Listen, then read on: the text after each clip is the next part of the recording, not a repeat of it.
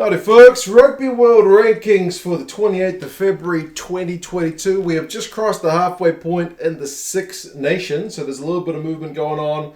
Also outside the Six Nations, there's been other games in Europe which have seen some movers and shakers. Apologies, Spain. You caught me by surprise and I haven't yet made up a magnet for you guys. It will be on my to-do list. First time on the whiteboard for you guys, so I need to give you guys that respect you deserve. But anyway, the world rankings have been changed a little bit, and there's a little bit of potential change with the last two rounds of the competition to come. Next one's in a fortnight's time.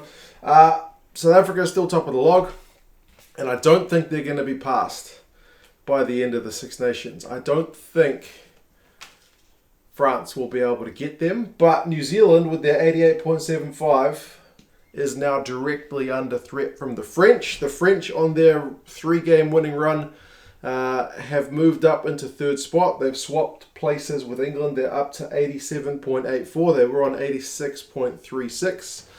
If they beat Wales, I think they need to get a 16-point margin to pass New Zealand.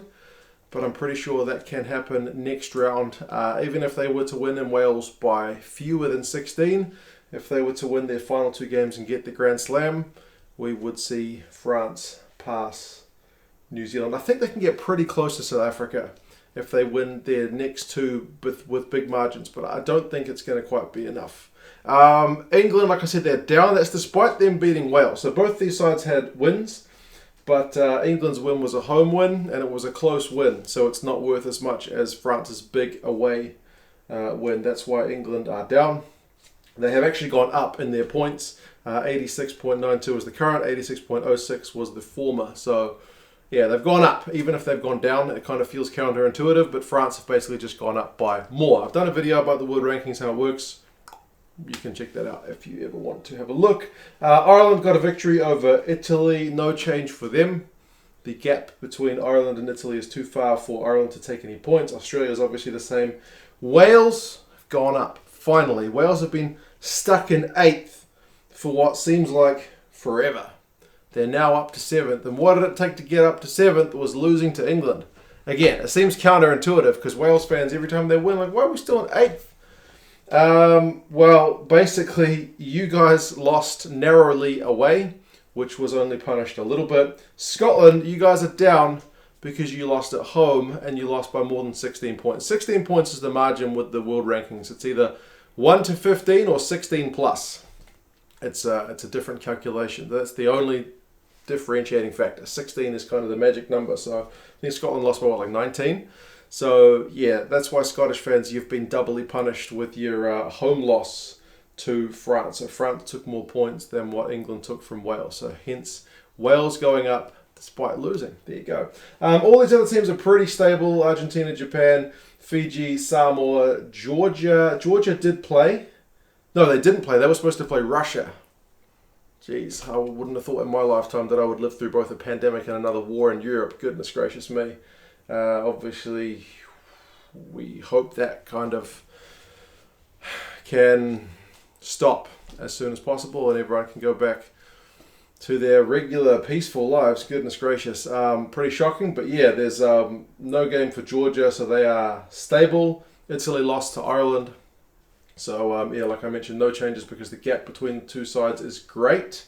But I should say Scotland is playing Italy next, and the gap between Scotland and Italy is close enough, especially because the game's going to be played in Italy, that if Scotland win, they will actually take some points off Italy. And it's hard for Italy to get points because they play the Six Nations teams a lot and tend to lose all the time. So that they don't gain any points. You can never gain points for losing, even if you get kind of close losses or bonus point losses or whatever. World rankings don't care.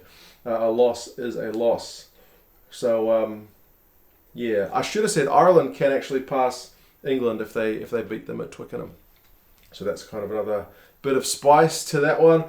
Spain, like I mentioned, they're up onto 15th, so they make the whiteboard for the first time since I've been covering the world rankings. They beat Romania in the European competition. They beat them pretty well, 38-21. So that was a really good win for them. Romania was in 15th spot, so their drop.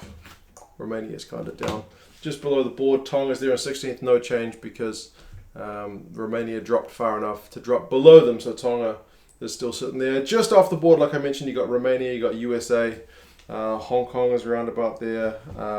There's a few other countries, obviously, down the board a bit further. I should have mentioned also Portugal beat the Netherlands. They gave them a bit of hiding. The Netherlands has been having a pretty tough time of it. They seem to be kind of on the wrong end of a few hidings in the European Championship. But there you go. Those are the world rankings for 28th of Feb 2022. If Ireland can beat England, I feel like that's the ranking that most people seem to feel the European teams are ranked at the moment. Like, I mean, I know Scotland and Wales are kind of in that mode where they can beat teams, but they're not very consistent at the moment. Italy's obviously, just trying to reduce the points deficits. But I feel like at the moment, most people's feeling is France is the best team in Europe, Ireland's the second best team in Europe, and England's the third best team in Europe. So it'll be interesting to see if Ireland can kind of live up to that, because the game against Italy was a wee bit messy. And if France can pass the All Blacks, that might be fitting, seeing as France beat the All Blacks just last year. So anyway, we will kind of have to wait and see how things play out. Congratulations to Spain, obviously. France is up, and Wales, in a roundabout fashion, are also up. You guys let me know your thoughts. How fair or not do you think the rankings are here as we sit? Do you see France going on to get a grand slam? How would you rank France up against the likes of New Zealand or Australia? What if not Australia, South Africa or Australia? They lost to Australia last year with a weekend side. But yeah, how do you guys reckon things are standing? And I'll talk to you guys again soon. See you later.